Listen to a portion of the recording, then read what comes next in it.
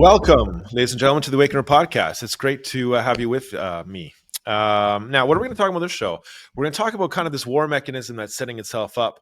There might be a little bit of peace first. We don't know. We're going to see. But we're going to talk about this war mechanism that's been put in place, obviously, since coronavirus. Now, as you've been following, coronavirus was a pretty big event to happen because, as you know, we were being led to our communist utopia through an event that was going to happen to us. Now, the Western world was going to be destroyed in a war through a planned sequence of events. And that specifically was bringing the U.S. complex to war on three fronts, obviously Israel, Europe, and the Pacific. And then there was going to be what's called an EMP attack on America, possibly an EMP attack on Israel, and maybe in one other nation, maybe the United Kingdom. And this was going to basically lead to a catastrophic crumbling of the Western world, leaving the Western world open to its annexation or taking over through an internal war. Now, what do I mean by that? Well, what I mean by that is that China and Russia are not just going to bring a bunch of aircraft carriers and say, hey, now we're going to invade you. Well, they already have their people here to do it. So why would you start a refugee crisis and stuff before a war is going to break out? It was to bring the enemies and embed them first before this war was going to happen and take place. So the key to understanding really what was going to happen was the plan of the globalists and what they were going to do. Now, they were going to get away with absolute murder on the Western world. Number one, because they control, obviously, what everybody sees on the television. You can see it. We're going to go to Ukraine and we're going to have a war, and Trump is not really being positive of this and not starting this war.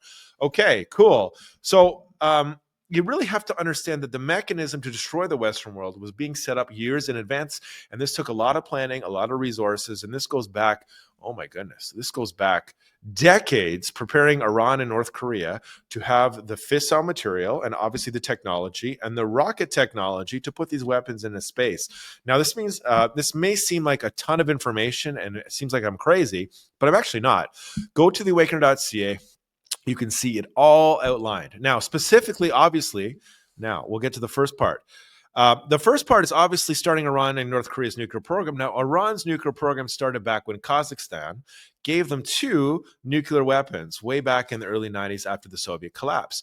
And then obviously you have the Soviet losing of a bunch of miniaturized nuclear warheads. And who knows where they have gone, obviously to Iran and North Korea, with Iran and North Korea picking up the ability to use miniaturized tech. Now, the Western world thinks, well, that Iran they don't really have the missiles yet. And this is false. Iran has had a nuclear program for decades.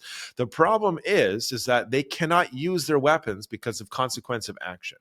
Now, what do I mean by that? It means that every single time that there's a nuclear explosion, the nuclear bomb releases a giant amount of fissile material. Now, this fissile material can be analyzed by an investigation of scientists, and they can pinpoint exactly where in the ground this fissile material came from.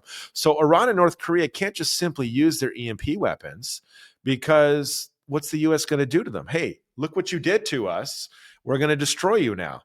So to get away from consequence of action, they needed to procure the U.S. fissile material, specifically the sale. This is going to make sense to everybody. The sale of uranium-1 to Rosatom, Russia, the distribution of this material, obviously through Canada, because it can't be transported out of the United States of America, and obviously the Canadian government's involvement in the treason, and then obviously on to European Union, and on to obviously Ukraine, and then over to Kazakhstan, and then Iran and North Korea. This is all very complicated. But think about it this way. They were going to bring us to war. They were going to have something happen to a satellite above us, destroy the electrical grid. They would have had a giant takeover via force, the revolution. And then they would have told everybody in the end, well, listen, like this was your own material that blew up. There's no trace whatever to Iran, to Russia and China. They didn't do this. And we lost this war because of some accident. And everybody would have to accept it. Well, this is the way the world is now, and we're sorry, and we're in control, and that's just the way it's going to be from now on. So really what people have to understand is during the Biden administration, during COVID, the plan changed.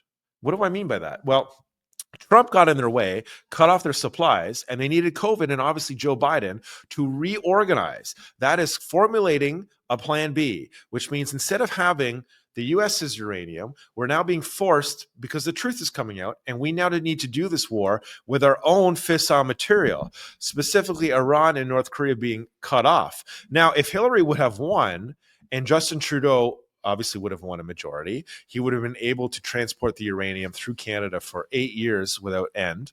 And realistically, Iran and North Korea would already be ready to go with these miniaturized satellites in space, ready to cut the electrical grid as soon as Zelensky was successful to bring us to war. Now, this is making all too much sense to everybody, I hope.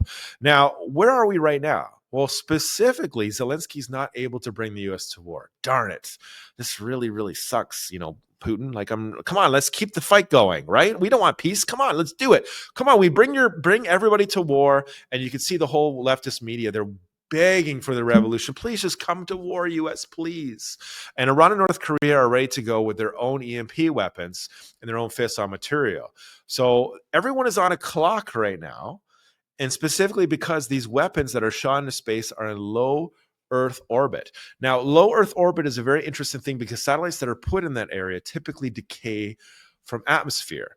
Now, what does that mean? That means that these EMP satellites that are put in space are going to eventually, they're not going to stay there forever. Now, obviously, if you know KMS-3 and KMS-4 by North Korea, those were launched and those decayed from orbit very, very quickly. The KMS-4, I think, was in orbit for about 4 years. The KMS-3, I don't know exactly, but it might have been 2 or 3. So Iran and North Korea are now on a clock. And this really makes the Palestine thing kind of interesting. And obviously, Trump's response to Iran and Israel's response to Iran, another interesting thing, because if there is a subsequent attack on Iran's nuclear program to basically decimate it, how's Iran going to launch an EMP weapon into space after it gets decimated from this attack?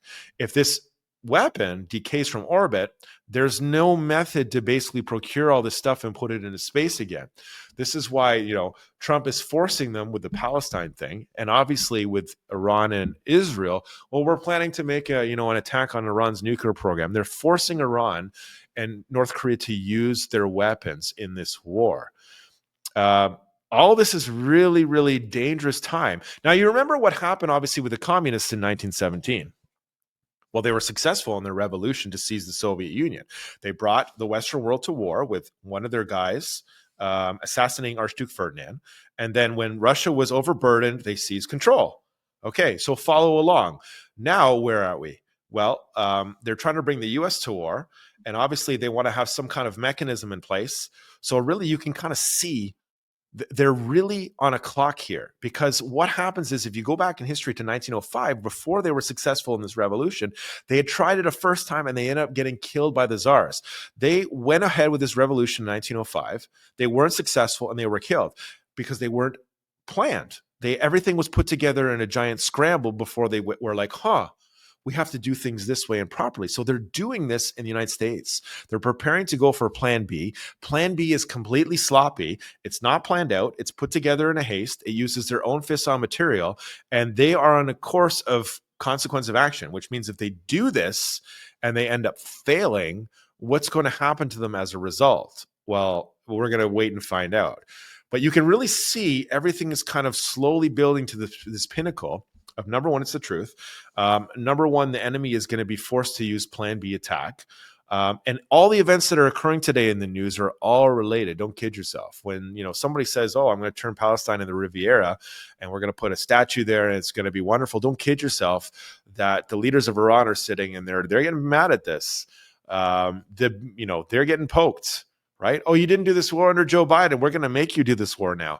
So it's very, very interesting, and we'll keep you up to date no matter what happens in this war. Take care.